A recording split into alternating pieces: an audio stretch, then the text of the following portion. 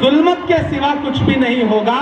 ये दुनिया नफरतों के आखिरी स्टेज पर है, इलाज इसका मोहब्बत के सिवा कुछ भी नहीं होगा।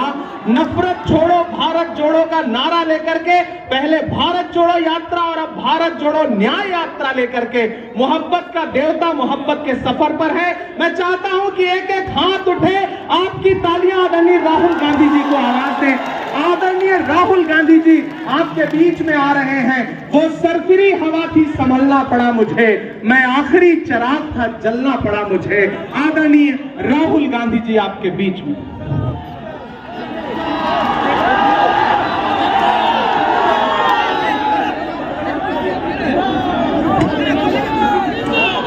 भूपेश बघेल जी, अखिलेश सिंह जी, शकील अहमद खान जी, मदन मोहन झा जी, तारिक अनवर जी, इमरान प्रतापगढ़ी जी, कन्हैया कुमार जी, मोहम्मद जावेद जी, अहमद अशफाक करीम जी, अलायंस के नेता दीपांकर भट्टाचार्य जी, महबूब आलम जी, कुणाल जी, स्टेज पे कांग्रेस पार्टी के सब वरिष्ठ नेता, भाई और बहनों, प्रेस के हमारे मित्रों, आप सबका यहां बहुत बहुत स्वागत, नमस्कार।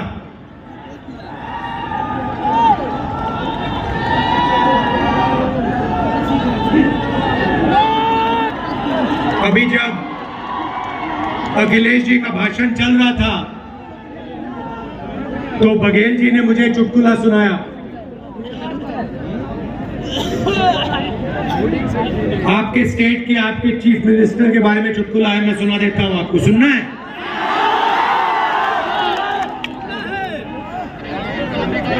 तो आपके चीफ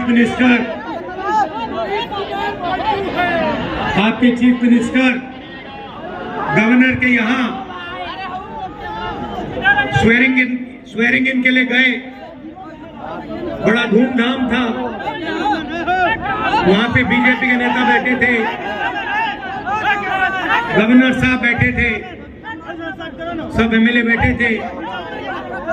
स्वेरिंग इन होती है, शपथ लेते हैं चीफ मिनिस्टर का,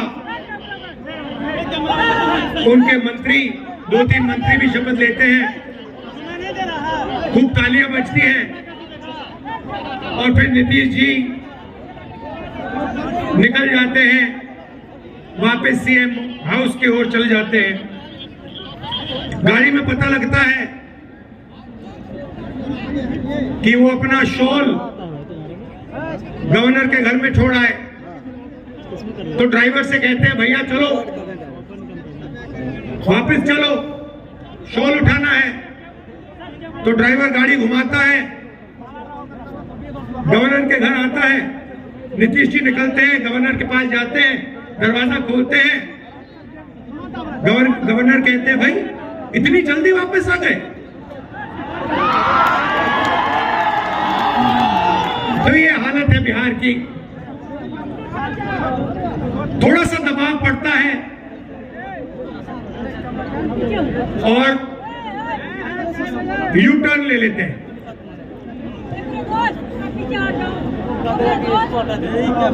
दबाव क्यों पड़ा? क्योंकि बिहार में हमारे गठबंधन ने एक बात जनता के सामने रखी है। इस यात्रा में हम 5 न्याय की बात कर रहे हैं, उनमें से एक न्याय, उसको आप सामाजिक न्याय कह दीजिए, उसको आप हिस्सेदारी कह दीजिए, उसको आप भागीदारी कह दीजिए, उसके बारे में हम काम कर रहे हैं। मैंने पहले भाषणों में कहा है कि इस देश में अलग अलग वर्ग के लोग हैं, पिछड़ी जात के लोग हैं, दलित हैं, आदिवासी हैं, माइनॉरिटी हैं, जनरल कास्ट के लोग हैं। हर समाज में कमजोर लोग हैं। ओबीसी समाज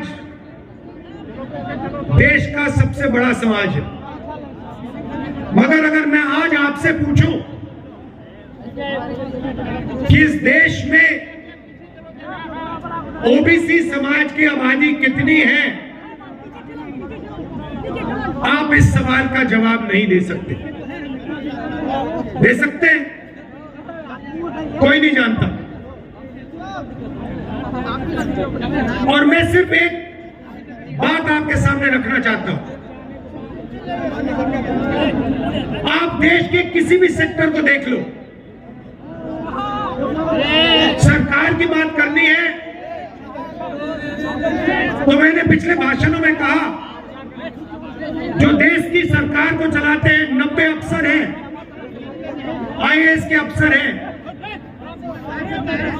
90 में से 3 ओबीसी वर्ग से आते हैं।